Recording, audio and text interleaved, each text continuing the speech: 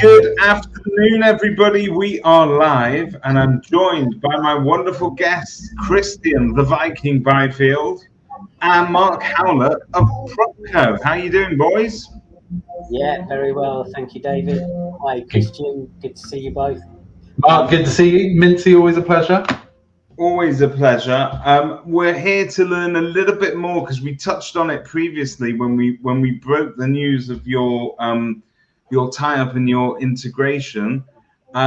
Christian, you've brought something to show us, right?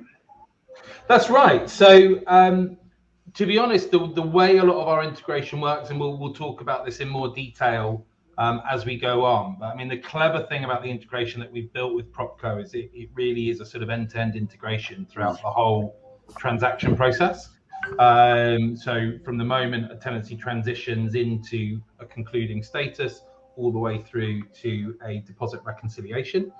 But a lot of what we do between the two products, between us and Propco, really happens behind the scenes. So we will talk through what those sort of key steps are. But the main thing really to show is we had to sort of reinvent our dashboard. So for agents that have seen our platform before, we basically created a new imported status that will work alongside our Propco integration. And yeah, it'd be great to quickly sort of show everyone what that's going to look like and some of the logic that we've built around some of our thoughts around importing data. Well, that'll be great if we can sort of just reframe the debate, if we like, in terms that people, if they've been living under a rock and they don't know what the depository does and they don't know what Propco do. But we always ask our guests for some zingers, some facts, and you sent one in that the national average for deposit returns is currently 21 days. Depository clients are enjoying, on average, a return of 14 days. So it's substantially quicker. And really, Christian, you guys are still smashing it by being the only providers automating that end of tenancy process, aren't you? Yeah, that's right. I mean, I think the easy sort of single sentence elevator pitch is we're like Good Lord, but for an end of tenancy. So we look at all the steps around taking a tenancy from once notice has been given or received. We don't facilitate notice itself, but once an agent gives or receives notice, we then automate as much of the process going forwards. So guiding a tenant through preparing what they need to do in order to hand back a property, in order to minimize deductions and get their deposit back fast. We streamline the booking of checkouts, capturing of cleaning arrangements. We have inventory integrations, which can also auto capture dilapidations from a checkout and associated evidence. And within our platform, you can propose deductions to your landlord client if you want to and have them sign off, and then undertake negotiations with your tenants, and then go through to reconciliation instructions. So for a cash deposit on an insured scheme, for custodial, we would just agree dilapidations and send that instruction to TDS. For an insured scheme, we will capture how funds are reconciled between parties, including bank details and forwarding addresses, so that, yeah, literally everything is done. So like you said, we speed up return of deposits. We've really approached this trying to give benefits to all sides of the triangle, the agent, the landlord, and the tenant. So yeah, but some of our key things we're looking to do, we're really trying to tackle some of the sort of the tenant issues that they face, which is slow deposit returns. So we've already, like as you've highlighted, we're a third faster than the national average, and our goal is to try and hit that 10-day mark that the government legislation sits around. We want to try and get our agents reconciling deposits within that 10-day time frame, which should almost eliminate potential disputes because it's inside of that time frame, and it also helps address affordability issues. But obviously for our agents, we're trying to streamline work. And so the big win for our agents is, we did a lot of research before we started building this platform, and in our agency, we estimated it at sort of between 2 to 3 hours. Our research actually revealed that for the average agent in the UK, it's 3 to 4 hours work to do everything that we do. Our agents without a CRM integration, like our Propco integration, are probably averaging between 20 to 30 minutes now. And with our Propco integration, we estimate that our agent should be spending 10 to 15 minutes per tenancy conclusion versus 3 to 4 hours. So, and you really want to cut down that part of the process, because famously, this is really where the property management has already come to an end. It's not a profitable zone for an agent to get stuck in, is it?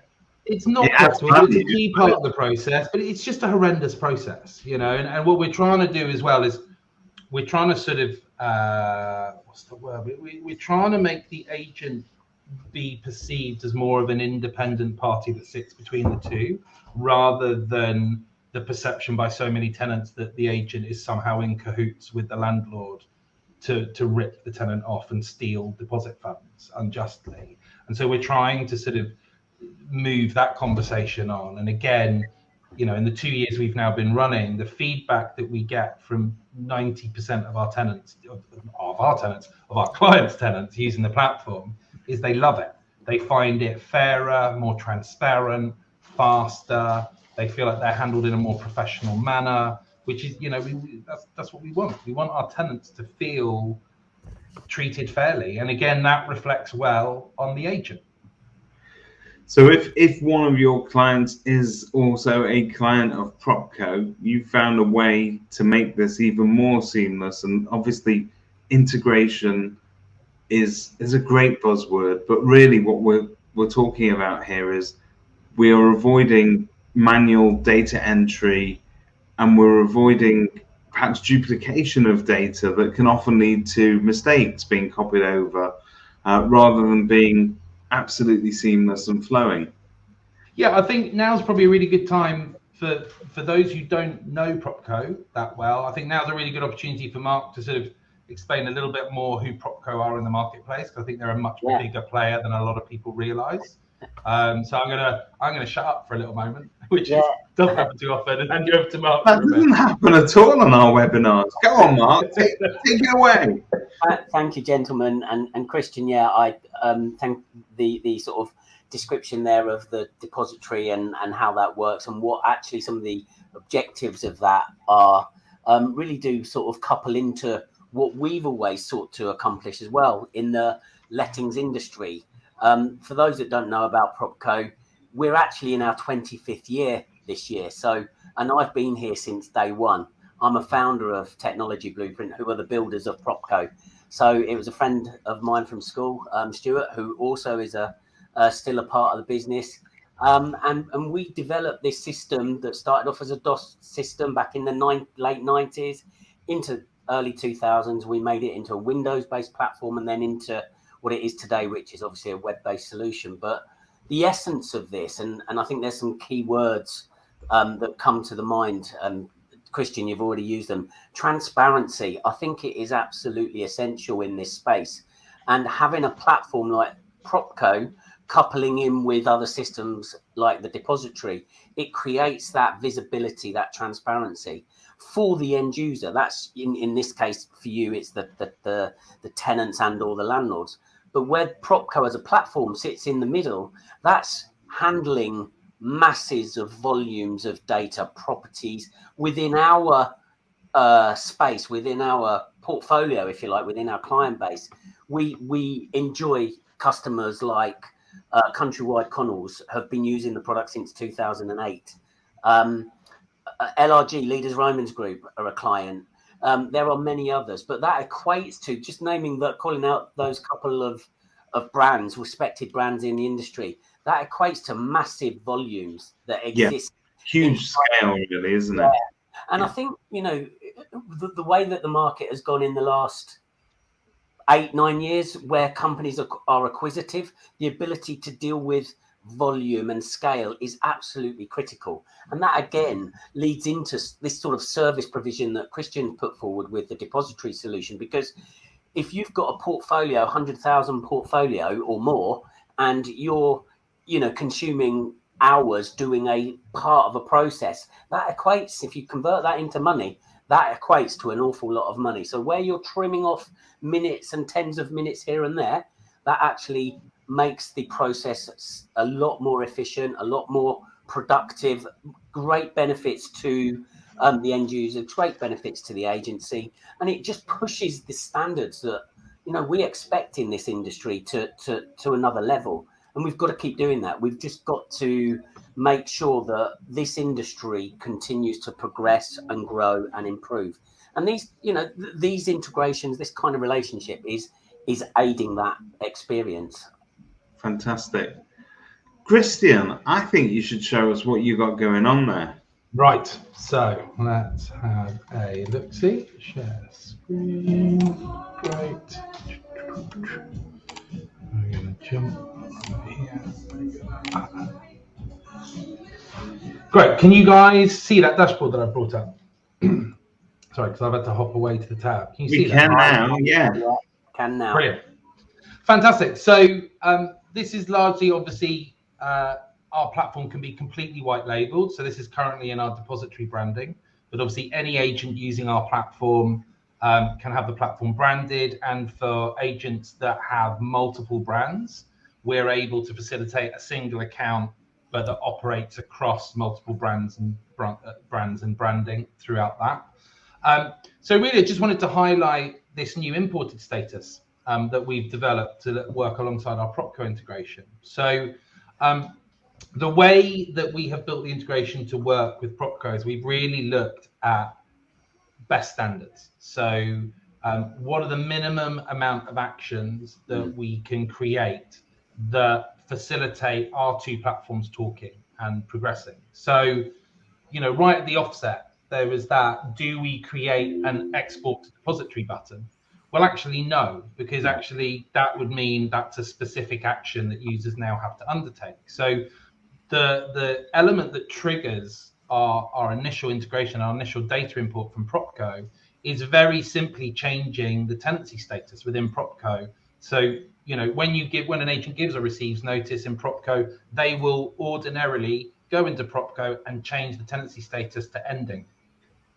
And that change of status is what triggers the API to export the data into us. So an agent doesn't have to go and remember a specific action. Their staff will do what they've always done, is change a status into ending. And we call that API every 2 minutes. So within 2 minutes of them changing that tenancy status, we will now capture that tenancy and import it. And we will ideally capture the landlord, the property, the tenancy details, the tenancy records, the tenancy agreement, the check-in report, and the inventory, if all those things exist. But one of the things that we had to think about as well is completeness of data. So we've talked about a couple of things. One, there is a vast spectrum of scales of business. Typically, the larger the business, the more variety you can have in completeness of data. And when you're talking about the larger part of the market, particularly with acquisitions, again, that's even more so. Yeah. So one of the things we had to look at was, great, we want to be able to capture this instantly and without an agent having to do a new action. Great, we've ticked that box. But what happens if we capture a tenancy and a document's missing? Or we capture a tenancy and a tenant's email is missing? Like, how are we going to do that? Because we don't want a singular or a few missing data fields to prevent us capturing a tenancy coming in. So we've got a few examples in here. So I'm just going to open up. Let's try. Let's do this one.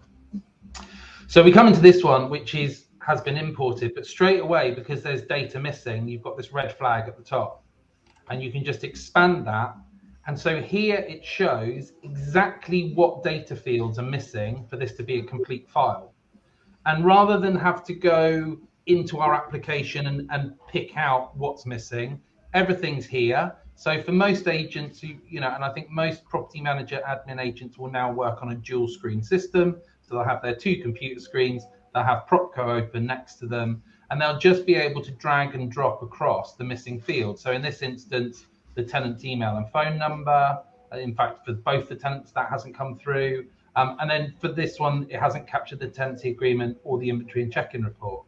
And we've even got the logic to say, actually, the inventory and the check-in report are a single document. So you can click that and you just import one. But we make it really simple. So someone can just import those missing data fields, click add, and that's it. And then that tenancy is ready to pull through. We've got some other examples here. This one, TDS certificate wasn't complete.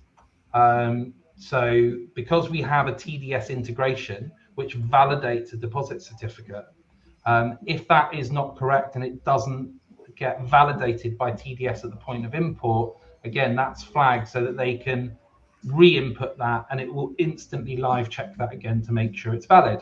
Now, interesting, on this tenancy, all the documents have been captured. We're missing one tenant's email and the other tenant's email and phone number. So again, we've just streamlined it so that an agent can really easily see what's missing, fill out those fields, and then once they've done that, they'll come back to their start process screen with it ready to go. The way we work is that when we capture a tenancy from Propco, we capture the user within Propco. And as long as that user exists within the depository, it will assign the application in our platform to the same user that has been progressing that tenancy in Propco. Right. Now, that might need to be reassigned to someone else. That's fine. They can come in here and they can pick a different user from the system. They can take out the original signed one. They can designate who's responsible for proposing and negotiating deductions. They can toggle specific settings regarding the tenancy if they want, and on they go. And again, we've just brought out, we've thought about that logic as well. So if we import a tenancy and the Propco user exists in our platform, then that tenancy will sit in that individual user's imported dashboard. I've actually got this sort of switched off to assign to me. So I'm seeing multiple users' tenancies here. Where we capture a tenancy and we don't have a matching user record in depository, that tenancy will actually sit on every single user's imported dashboard. So everyone will be able to see, oh, hold on, this tenancy is assigned to this person, but they're not in it. And that is a red flag to either set up that user within our platform, or maybe that person that uses Propco doesn't do the process in depository. They can just simply reassign that to a user that does. So, being our first CRM integration, there was a lot of complexity for us because we had to think about all of these variables. What do we do? Like I said, if a user doesn't exist, if a user doesn't match, if we've got missing data fields, and it was a very detailed process. We anticipated this was going to be a 2 to 3 month process. It actually took us closer to 6 months to build this out with the complexity that we wanted. But we've now laid the foundations to, like I said, really cover every eventuality that we can think of when it comes to capturing data, streamlining that and bringing it into our system. And, as you highlighted earlier, that removes duplicated data entry, which obviously every agent hates. Now, we've worked hard on that because we knew we weren't going to get CRM integrations from day dot. And it only takes 2 to 3 minutes for a person to set up a record on our system manually from scratch. But there is also the risk of data error when you do that as well. So obviously, as long as your CRM data is sound, this streamlines that, removes a slightly boring task, and just streamlines it. So really, that I'm gonna stop sharing now because that is really all we can show you visually of how our integration works. That's the sexy sort of front end bit that we see. And then we've got a load of really, really clever stuff that keeps our platforms talking to each other throughout this journey, all the way through, like I said, the reconciliation. So that process just there gives the agent an opportunity to do a bit of light housekeeping and making sure that all the data fields are there, and all that stuff that might sound boring, but it's actually really important as far as the process is concerned. Net result, though, what then happens once that comes over? What are we then seeing getting? So once that file's ready, if there is any missing data, and that should be occasional rather than regular, once you've completed those, you literally just click start process, and that will start the process in our platform. So the first thing our platform will do is it will contact the tenants and it will say, these are the details that we have registered as your contact details on file. This is your email and contact number. Can you please confirm whether or not these are still accurate? Because One interesting thing we found when we started this journey 6 years ago, when we first started talking to TDS, a fascinating thing that we got back from them when we approached them was they turned around and said, actually, you guys can help us with a big problem. They were like, we get to a lot of tenancy conclusions only to discover that at least one of the tenants no longer lives in that property. They've changed and no one even knew that they've swapped with someone else. At least one tenant has got a different mobile number or a different email address because they've changed job or whatever it is. And they're like, that's a big problem for us. If we can't communicate with our tenants and we don't have the right tenant names, we can't do that. So the very first thing we do is we ask our tenants to do that. It's not critical. And a tenant can ignore that request. It doesn't prevent our application doing the job. But I think about 2/3 of our tenants will either say, yep, these are accurate, or they will go, no, these changed, and they can input updated details into the system. So right from the get-go, we're making sure that data is clean and accurate and up to date. Yeah. And then from that, sorry, Mark, jump in. I'd say that on the point of the data accuracy, data quality, incredibly important. And it's one of the things that I impress upon our Propco users all of the time, that having that correct information from the beginning and then maintained throughout the life of the data that exists in the platform is important, so that when it is being pushed and shared with external products like the depository, it's arriving in a really good form. And absolutely, the sense checking it and validating it in this case in the depository side is essential too. But hopefully, we, as you said, Christian, you would expect that to be an infrequent exercise versus a frequent exercise. But it is important then that the downstream that allows then the downstream conclusion of the process is done in a clean and concise way. I think that the advantages that come out of such integrations like this is we are ironing out the ripples of inefficiencies throughout the whole of a tenancy situation. This happens to be at the end of the tenancy, and it's validation and going on there. But that all adds up to a greater benefit and a greater experience. You can see one of the comments that have come in here from Ian Crampton. The ability for brilliant platforms such as the depository to integrate with CRMs is paramount, to which CRMs live or die, in my view. That's a strong view, but it's true. We've been crying out for years, haven't we, for CRMs to have more integrations. We've talked about open APIs and what they might be capable of doing, but in practice, it takes the two parties to get together and really sort of iron out this process to make it as seamless as possible. There's a lot of work that goes into it. Sorry, Mark, you go. It is an incredible amount of work, and I think the onset of APIs has really probably unlocked that opportunity in recent years. And having an understanding of what an API actually is there for, what it does, has freed up that kind of barrier to creating the connections, because whilst it takes time and effort and it costs money, it is actually through an API channel, it is actually representatively less expensive than creating programmed integrations, which are very costly and timely. I don't know, Christian, your thoughts? Yeah, I mean, I think there's a lot of phrases that get bandied around in RNC, and particularly by agents, sort of around open APIs. I think there is a gross negligence around what an open API is. Yes. I did an article on this recently, and I think the perception of an open API works a lot like linking two apps, where you literally just get prompted to put in your username and magically two platforms talk to one another.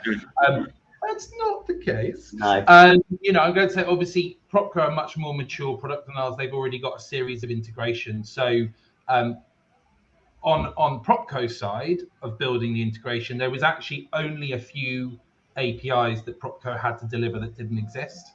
Because we were touching data fields that hadn't been touched before. Obviously, our end, yes, we have an open API structure, but we haven't built a CRM integration. So this was by far, this is our 7th integration that we've built. We've got 2 TDS, we've got a utility supplier, and we've got 3 inventory integrations already in place, all of which have by and large been fairly simple integrations to build, because there's only a few touch points and there's primarily a single trigger sort of action that happens around. Building our first CRM one was a whole new experience, because like I said, there are various touch points throughout the whole process. And we've had to think about a lot of how do we tackle these variables. We already touched on missing details, a user alignment between Propco and ourselves. But we've also had to think about other things. So one of the things that we built with our integration is, there is the potential for a tenancy that imports into our platform for an agent to need to either delete or archive it for whatever reason. Now, the most common reason for that is that a tenant either agrees on an extension or a complete renewal. And obviously at that point, whether that is moved 2 or 3 months down the line or a year down the line or more, we had to build. Now, we had the functionality in our platform to take it out, but building Propco, the Propco API, we had to think about, okay, but it's not that simple. Why are we coming out of it? So with our clients who have a Propco integration, a client who doesn't have it, when they click archive or delete, it will just do that and park it. When you have a Propco integration set up, when you go to delete or archive a tenancy, what it will ask you is 2 things.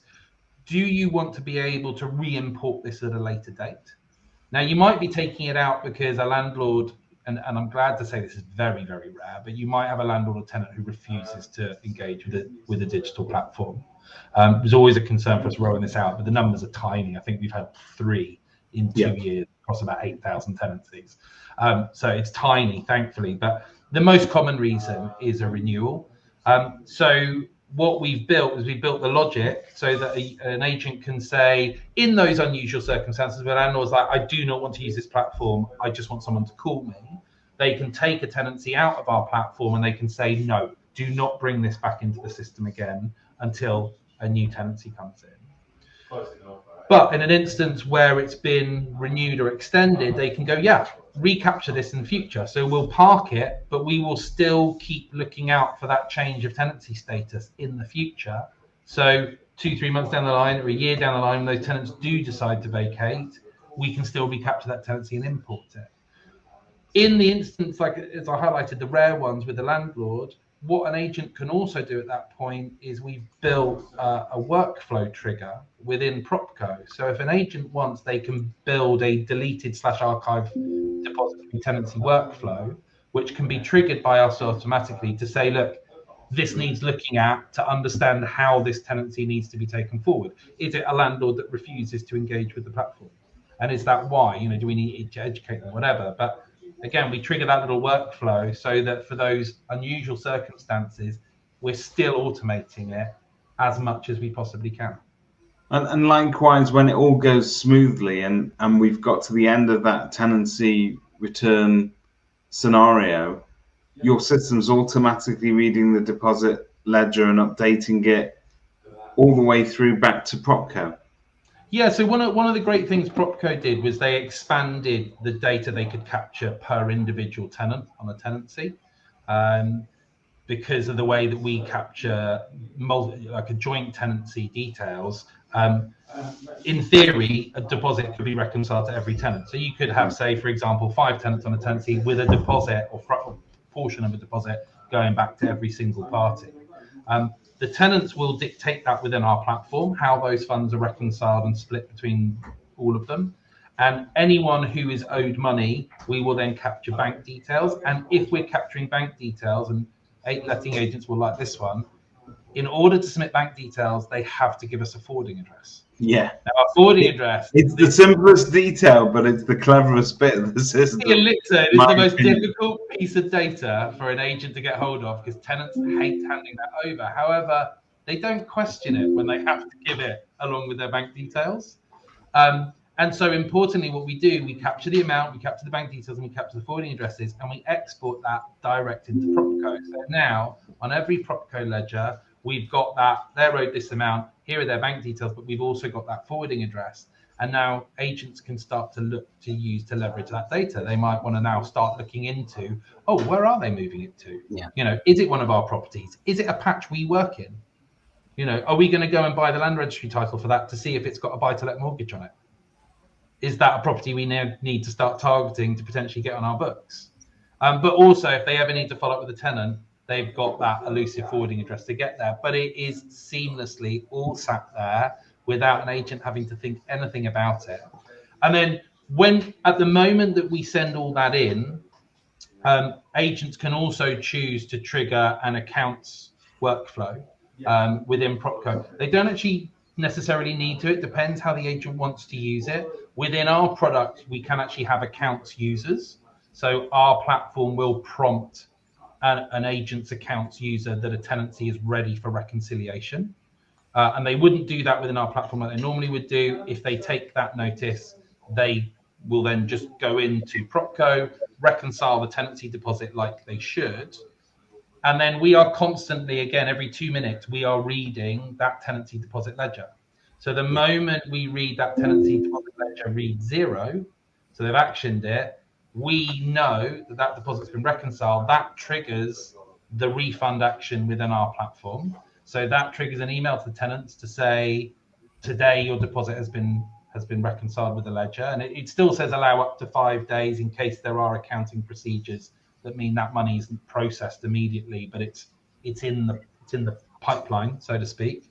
And then we've also got a TDS integration. So the agent does nothing. We auto reconcile in our platform, but that also triggers our TDS API, which auto concludes the deposit registration certificate.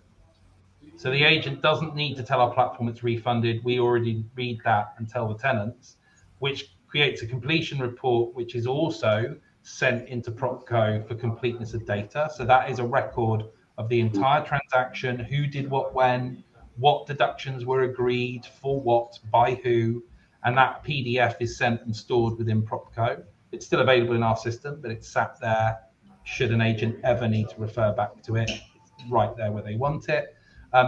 But another action they no longer need to do is they no longer need to go into TDS, into their account and say, this tenancy is now ended, you can end this protection. It will all happen without them lifting a finger. Well, don't just take our word for it. Mitch Handley joins us. Can't explain how good the integrations are that we have with Propco and the Depositary. Two great platforms coming together for the good of the lettings industry. You've not just paid this guy 50 quid. This is genuine feedback. This is so Mitch at Inventory Hive. I mean, this is another one of the great integrations that we've got, and I love the guys at Inventory Hive, and you know, likewise, there's good reason they've had the praise they've had recently, and they won that big award at the EA Masters late last year. But yeah, our inventory partner integration is awesome as well. I mean, again, in terms of trying to get us to that goal of 10 days for our agents, our inventory integration is a huge part of that. Because if you think the workflow for most agents would be, you know, an inventory clerk will attend a property, 2 or 3 days later, the agent will receive that checkout report. Typically, they'll then need to find time for a property manager to set aside time to review that 20, 30, 50 page document, pick out the issues and email their landlord. With our integration with Inventory Hive, it's amazing. So literally the moment they click complete report, and importantly with Inventory Hive, the agent gets to choose where that integration works, because there's 2 report statuses with Inventory Hive. I think there's like completed and then there's signed off. So if they want, if the agent has a process where they take their landlord through a double check, or they do a double check of a report before releasing it to third parties, they choose what that trigger is. But the moment that button is clicked to say, yeah, this report's completed or this report's been signed off, we instantly capture that inventory. We distribute it to the tenants and landlords on the agent's behalf according to their settings in our platform. We'll capture meter reading data, so reading, meter number, photo of the meter, and we can distribute that again, landlord, tenant, as need be. We've got one utility supplier integration set up as well, so partners using that, we send that instantly through to there, so that auto concludes bills without an agent doing anything. But the really exciting thing is we capture dilapidations. So property managers using our Inventory Hive integration don't even need to read a checkout report anymore. Anything that is assigned as tenant liability, or where they're unsure who the liability is, we capture all of those issues and they sit in our deductions dashboard. So there might be 15 issues, everything from wall scuffs to overgrown gardens to a dirty oven. Within seconds of that checkout report being submitted, those 15 issues are sat in a dashboard for an agent to go, great, those 3 aren't really an issue, they're wear and tear. That one the landlord knew about and he's agreed to do that himself. But these, what am I left with? These 11 remaining issues, we're now going to assign a value, attach some quotes, and we'll get the landlord approval and then send those off to the tenant. And we've got, you know, the photos to the inventory report, it's hyperlinked to the inventory report. We've got the point in the inventory report where that relates to. The agents can, if they want, reference the tenancy clause that relates to that particular issue itself. So we're removing days, we're removing data entry, but yeah, importantly, you know, our agents using that integration never need to read a checkout report again. Has anyone ever said to you, you almost have an unhealthy amount of passion for the end of the process? You make it sound very, you are very passionate about it.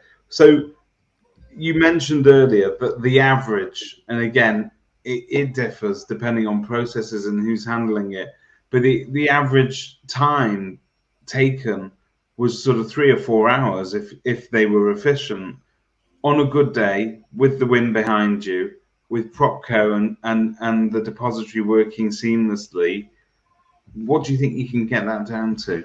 10 minutes. 10 minutes, yeah. 10 minutes, wow. 10 minutes. Because we can, like I said, we can completely automate the booking of a checkout. We can present recommended cleaning details to a tenant, but the way our platform works is a tenant arranges what they want to arrange. They just have to tell us what they've put in place. And then again, we're just trying to remove anywhere where an agent has to do something, but they don't add value to it. So one of the things we do in the last 4 weeks leading up to the end of a tenancy is we have a weekly email go to tenants. So it's like 28 days left. Here's what you should do this week. And we do that each week in the last 4 weeks. Our agents can go in and customize those emails. So we've obviously, as agents ourselves, we pretty much know what that list looks like. So we've drafted up all these emails, but an agent can go in and customize that. I mean, again, that was a really important part of our process. So our platform has somewhere in the region of like 90 odd emails that we send to different users based on different journeys. And some of those are very like perfunctory. Some of those are just like a chaser email. You haven't performed this, please do it. But there are 8 emails that we strongly recommend when an agent signs up with us. They go in and customize. And so we've highlighted those 4. And we've got the introduction email to the landlord and tenant and the thank you very much, we're all done conclusion email to landlord and tenant. So those are the 8 emails that when an agent sets up with us, we recommend they go in and just review and make sure they align with their processes and their brand language. But if they really wanted to, an agent could go in and customize all 90 odd emails to have exactly what they want. And yeah, you know, we recommend the cleaning part. You know, an agent always falls back on, well, as per your tenancy agreement, it says you have to do X, Y, Z, which is great. And that is absolutely the legal standpoint. The contract is what we all fall back on. But one of the things we recommend our agents do is in the cleaning section of our platform, an agent can create a standalone cleaning terms and conditions document. Now, some agents literally just copy and paste the cleaning clause from their contract and are like, here you go. Other agents go into more depth, so they might have that in there. They might have a specification list of what a professional clean or a professional standard clean includes. And then they will then set out the 3 options a tenant has. Use our recommended cleaners, choose your own cleaner, or clean it yourself. And they'll have a bit of a human explanation about the pros and cons in each of those. Now, that doesn't supplement, that doesn't replace what's in the contract, but at that stage in our process, that document gets sent to the tenant as a PDF attachment. When they go in and confirm whatever they've arranged, even if it's the fact that they're cleaning it themselves, they'll just go in and say self-clean. To submit that, they have to acknowledge the terms and conditions. And again, yes, we're reiterating what's in the contract, but it's about giving the tenant just that piece of information. They're not having to wade through a 30-page tenancy agreement to find that one tenancy clause about the clean. It's just there.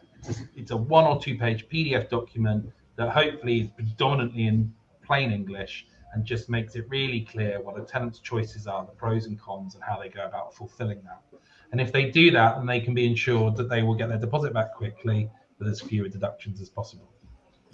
So obviously you've had some love in the comments. You've had Ian Crampton and Mitch Handley has also been on there. But Mark, what's the sort of feedback that you're getting from your users who actually sort of got their teeth into this and started to use it? Yeah, everybody's really excited about it. It's I think some of the the points that Christian's made here are very, there's synergies that exist between Propco and the depository. Things like the inventory hive as well, we do in a much the same kind of way, and there's actually that kind of thinking is very beneficial to all. But as far as the depository is concerned, I think the smoothness of the transaction and the gain that comes from that, people are receiving very well and are happy with it. I've got clients, as I mentioned earlier, that have big transactional volumes that they have to handle, and where you can trim away at the fairly standard processes that then relieve them of that burden, that just enables them to focus on the more trickier situations that arise, and that happens a lot. And I think with the way that the integration has taken place and the use of the APIs, it's being warmly welcomed by those that we've got already on it. Christian, would you agree? Yeah, absolutely. I mean, as Mark alluded to, we're working with one client of Propco. If you think the average person works roughly 2,000 hours in a year, potentially we're looking at saving one of Mark's clients in the region of 50,000 hours a year in admin time. Just Which is quite substantial. And the interesting thing is in talking with that agent and establishing this, because it took a long time to do that journey and to get all the way through with Propco as well to facilitate that. There are other benefits. That is obviously the core benefit. That's the big sell. That's the big attraction. Yeah. But the things that they really liked was, they did a lot of training within their teams around trying to make sure that every member of staff followed this set process each time. But one of their frustrations was that, to quote one of their staff, one of their meetings, was they were like, every member of staff skips a step or gets something wrong at some point in time. And that can not cause any issues, but it can cause a really big issue. And what they liked about our system is our system can be largely customized to align pretty much exactly with how an agent wants to operate or already does operate. We can get very, very close, if not exactly. But what they liked was the fact that we now stipulate that. I alluded to those 4 emails that go out. They go out every time. So they know that's been sent out. They know the tenant's been well informed on what they need to do. That cleaning email with the terms and conditions, they know that's gone out to the tenant. So they know that the tenant has been provided that. And it's not lost in this massive 10-page document, or it's not lost in a 30-page email. The fact that we capture bank details and forwarding addresses, they currently do that manually on a paper document. They send that, they post that out to their tenants write that document and post it back to them, and it then gets scanned and input or manually data input into the system. So you can appreciate the risk of documents flying around with bank details and forwarding addresses on. I know this only too well. When my staff used to complain, if there was a bit of the process that had not been followed properly, it was usually because David Mintz has had his fingers on it. We're trying to cut corners, but in this way, if you have a system like this, it sort of idiot-proofs it, doesn't it? It makes those processes completely uniform, and it takes away that kind of human ability to mess it up. Yeah. It will make it flow a lot better. I've said for years, if an agent doesn't add value, you have to really break down, and a lot of agents do this because there's too much minutia. But if you break down every process an agent does, whether you're a lettings or sales, you break that down into the key elements of delivering that, and then each element you break it down into the tiny actions that are undertaken to complete each of those steps. If you actually look at that list and look at where an agent adds value, there's very few. But actually, those are the only times, in my opinion, a human agent should be involved. Because if an agent doesn't add value, all they do is add risk. Because all they do is they just risk screwing it up. But just doesn't matter if they're the best employee ever with photographic memory and everything, they are going to mess up at some point. They're gonna have an off day and press a wrong key or something. And that's where good tech comes in. It doesn't need to be overly complicated sometimes. It just needs to take away that element of human error, and make sure that every process is followed and we don't cut corners and that we get the right information. Like I said to you, my favorite part of this, and I've heard this a few times now, and I smile every single time you say it, but that whole ability to just capture their forwarding address as you're getting their bank details for that return. You're right, psychologically, that's the right time to make that ask, isn't it? Because if you were to separate that, you're not going to get the same result. And look, you can succeed at things on an application that you can't succeed with via email or telephone. And there's one thing we know, right? And I said this when we were building Depositary. You can have like I said, our platform aligns with an agent's process that they do manually. So actually, most of our agents who use our platform currently aren't actually doing anything any different. The only difference is that tenant is being pulled through that the steps that a property goes through, a tenancy goes through, and a tenant is pulled through are largely the same. The difference is whether they're being pulled through it by an email or a phone call or through our platform. And the fascinating psychology is when a tenant gets an email or a phone call, there's that suspicion that they're somehow being treated differently to someone else. Oh, my last agent didn't ask me to do that. So why are you asking me to do that? And you're like, well, the last agent should have asked you to do this,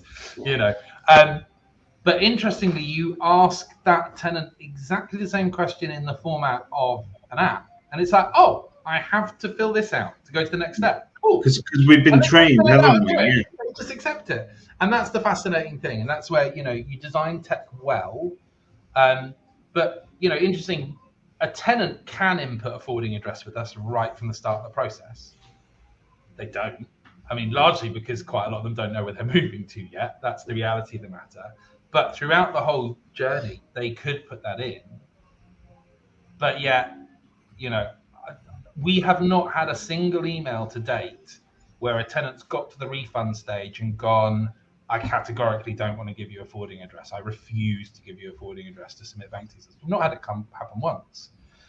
We have had a couple of agents go, oh, how do you know that forwarding address is valid? Well, we don't. That forwarding address could be anywhere. That could still be the address the tenant's moving out of. It could be a work address. It could be their parents. It could be. It might affect their payment. But the tenant's given it, so it doesn't matter. The point is they've said that's their forwarding address. So if for any reason an agent needs to get in contact with the tenant because a payment bounces, maybe the tenant typed in their bank details wrong and the payment comes back. Legally, an agent is allowed to communicate with the tenant's forwarding address. If a tenant has falsely put in a false forwarding address and an agent's communicating with that, well, that's the tenant's fault. They've submitted that. But importantly, we're not seeing that friction, and that's the nice thing. We get to experiment with these things, and this is the nice thing. We have our agents come to us with problems now, and they'll go, oh, around this bit, we sometimes have this problem, and we can't promise to fix it straight away, but we will go away and think about it. We will go away and see if there is a way we can nudge it. And sometimes it might be something that's already on our roadmap for down the line. We can't, unfortunately, build everything at once. We don't have bottomless pockets. We're completely self-funded, so we don't have a big venture capital fund sitting behind us, and we are a startup. So, slowly catch your monkey, as they say. But no, that's the exciting thing now. It's a great example, isn't it? This is prop tech working at its best. It's you're being as nimble as you can be, and your ability as a small prop tech company to look at these things and consider them is paramount, and that is key. And these integrations here with Propco can only add value to both your customer bases. And hopefully the bottom line to all of this is the end beneficiaries are not only just the agents that are using your systems, but it ends up with a higher level of customer service for both landlord and tenant. And that is good for the industry. And if it's good for the industry, it's good with Mincy and it's good with Kerfuffle. So I must applaud you, gentlemen. It's always a pleasure to learn about these things and to see how well it's going. So thank you very much for coming on and talking about it today. No, thanks for having us, Mincy, and thanks for letting us sort of deep dive into a bit more about what we've built, because it really is, it's you know, it's boring, but it's exciting. If you don't work at lettings admin, this will all wash over your head. But I think any experienced lettings sort of property manager, administrator, manager watching this, if this isn't getting them excited, they're probably working in the wrong industry. Yeah.